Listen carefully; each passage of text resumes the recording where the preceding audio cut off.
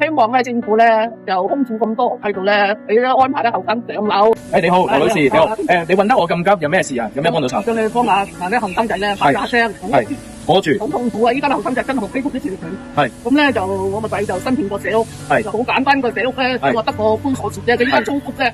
租6500蚊，係6500蚊一個月，搵個2萬接近就冇啦，7、8扣都冇噶啦，幾多咁你扣到個租金3低啦，個仔又讀醫班，又咩費用費用多，7、8扣有嗰啲錢食咧，你問下佢啲錢食，就得翻嚟求父母兩個老豆老母出，自己都搞唔掂自己兩餐，因為照顧個細咯，伙食費都日個月翻嚟顧屋企幫手，幫得幾多咧？幾廿歲咧？就非常之困難。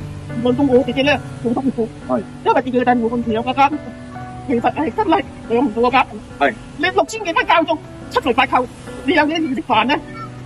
你幾多蚊有幾錢食飯？你個老婆就接仔個，我就成咁多就冇機會幫你，係咧我哋就幫你多少食飯嘅啫。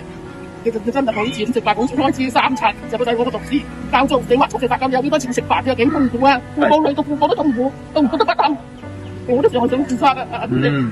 冇諗得咁灰先，係。咁有冇申請嗰個社屋啊？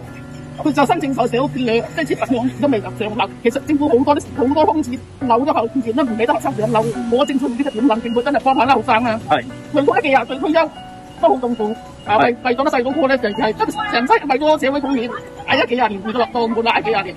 好啦，得到你退休啦，都冇一冇安樂爬埋食，就俾得後生。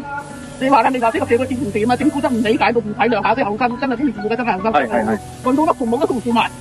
你話點辦啊？咁成日都幫下我哋啲後生發下聲啦，政府聽出下啦，幫手，快啲上樓。即係唔使大租，6000蚊一個月啊！6000蚊個點買啊？揾個1萬2萬接近，你又讀書又食飯又開支。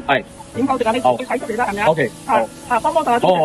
好，可以幫你登記係。好啊，登記下咁你就幫手啦，登記啊，真係好痛苦。冇問題。後生痛苦，好，馬上嚟。OK，好，唔該晒。丁 Sir 喺澳門身邊都有需要幫助嘅人，喺下面留言，我羅丁 Sir會全力支援。記得點讚關注哦。